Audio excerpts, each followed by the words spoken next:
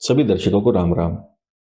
जैसा कि आप जानते हैं, पिछले काफी समय में सड़क से लेकर संसद और रील से लेकर रैली तक एक ही मुद्दा ग्रेट फोर्स के साथ चल रहा है। एसआईआर। एसआईआर मतलब स्पेशल इंटेंसिव रिवीजन। इसमें वोटर लिस्ट की जो डिस्क्रिपेंसीज होती हैं उनको हटाने का काम किया जाता है बेसिकली। तो आप सोच रहे होंगे कि किसी को इस रिवीजन से क्या इश्यू हो सकता है। यही जानेंगे आज के वीडियो में। साथ में बंगाल में हुए एसआईआर पर भी चर्चा करेंगे। मैं हूं जतिन। राष्ट्र वाइब चैनल पर आपका स्वागत है। तो दोस्तों, जब से हमारे देश में एसआईआर का प्रोसेस शुरू हुआ है, तब से लगातार एक हंगामा चला जा रहा है। नए नए किस्से सुनने को मिल रहे हैं। कितने लोग तो ऐसे हैं जो घबराहट में भागे ही जा रहे हैं, और कई ऐसे हैं जो अपना फॉर्म ही सबमिट नहीं कर रहे, और बहुत सारे ऐसे हैं जो गलत जानकारी दे रहे हैं। अभी कुछ दिन पहले ईसीआई ने बंगाल समेत 2 यूटी और 2 अन्य राज्यों की SIR draft voter list publish की है। अब इन 5 में से बंगाल की रिपोर्ट आपको हैरान कर देगी। अच्छे से जानने के लिए वीडियो को लास्ट तक जरूर देखना है। पिछले हंगामे को देखते हुए सबको लग रहा था कि जब बंगाल में एसआईआर होगा तो बहुत बवाल होगा। सबको यही लग रहा था, पर ऐसा कुछ नहीं हुआ। ना कोई दंगा हुआ, ना किसी बीएलओ या किसी ऑफिशियल के ऊपर कोई अटैक हुआ, कुछ भी नहीं हुआ। अब इसको सेंट्रल गवर्नमेंट की उपलब्धि माने या बंगाल की सीएम ममता बनर्जी की, ये हम आपके विवेक पर छोड़ देते हैं। अच्छी बात यह है कि एसआईआर शांतिपूर्वक हो गया। ईसीआई की रिपोर्ट के हिसाब से बंगाल में 7.66 करोड़ वोटर्स थे, और एसआईआर के बाद ये वोटर्स घट के 7.8 करोड़ रह गए हैं। लगभग 58 लाख वोटर्स ऐसे हैं जिनको ईसीआई ने सीधे सीधे डिलीट कर दिया। अब आप ये मत समझिएगा कि 58 लाख के 58 लाख सभी घुसपैठी हैं। इसमें अलग अलग कैटेगरीज हैं। आपको ब्रेकअप बताता हूं। 1.4 लाख वोटर्स ऐसे हैं जिनका नाम एक से ज्यादा वोटर लिस्ट में था।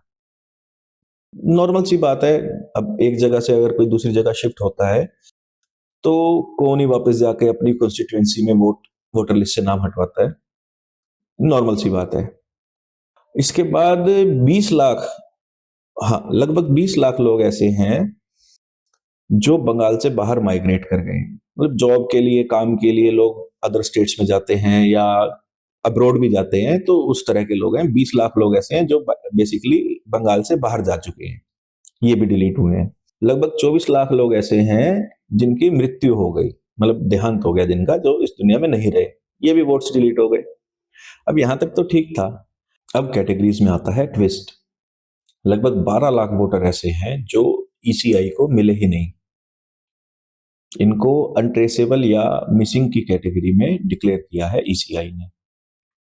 हमें तो लगता है कि ये वोटर्स वो हो सकते हैं जिन्होंने अपना फॉर्म ही सबमिट नहीं किया। आपको क्या लगता है? कमेंट्स करके जरूर बताइए। अब आती है सबसे इंटरेस्टिंग कैटेगरी। इस लिस्ट को ईसीआई ने फेक वोटर्स का नाम दिया है या घोस्ट वोटर्स कह के डिक्लेयर किया है।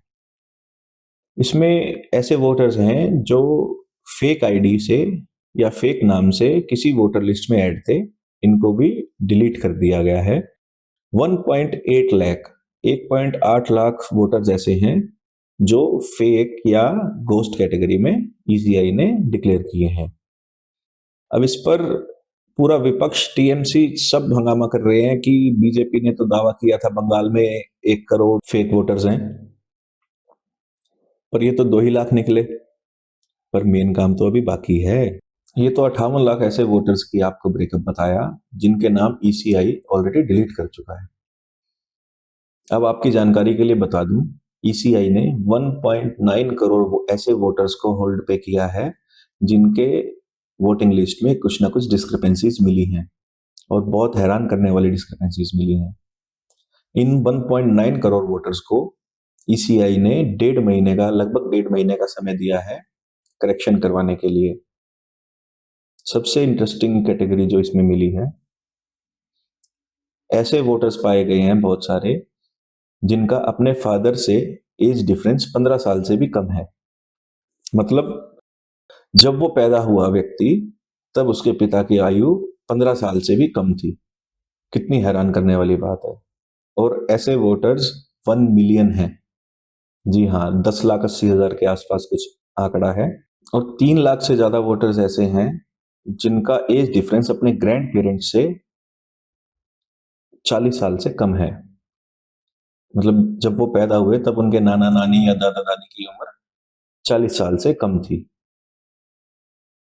और भी हैं, 14 लाख वोटर्स ऐसे हैं जिनकी आयु 45 वर्ष या उससे ज्यादा है, पर 2002 की वोटर लिस्ट में उनका नाम ही नहीं है।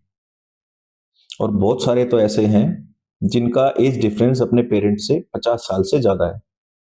मतलब जब वो पैदा हुए तब उनके पेरेंट्स की उम्र 50 साल या उससे ज्यादा की थी। अब बात ऐसी है कि देखो, एसआईआर तो शांतिपूर्वक हो गया, 58 लाख वोट्स डिलीट हो गए, तो भी कोई हंगामा नहीं हुआ। अब देखना यह है कि 1.9 करोड़ वोटर्स में से कितने खुद का करेक्शन करवा के दोबारा लिस्ट में ऐड हो सकते हैं, या इसमें कितने डिलीट हो जाएंगे। असली बवाल तो तब पता लगेगा। आप चिंता मत कीजिए, घुसपैठिए बचेंगे नहीं।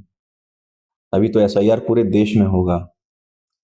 फिर जातीय जनगणना के लिए मोदी जी ने बोला था जनगणना करवाएंगे। उसके बाद पूरी उम्मीद है कि पूरे देश में एनआरसी लागू होगी। चुन चुन के एक एक घुसपैठिए को बॉर्डर के पार पहुंचाया जाएगा। चलिए, आज की चर्चा को यहीं समाप्त करते हैं। आपसे रिक्वेस्ट है कि हमारे चैनल को सब्सक्राइब करें, और वीडियो अच्छी लगी है तो इसको लाइक करें। आपके लाइक और सब्सक्राइब और शेयर करने से हमारा हौसला बढ़ता है, और ऐसा ही कंटेंट हम आपके लिए लाते रहेंगे। धन्यवाद।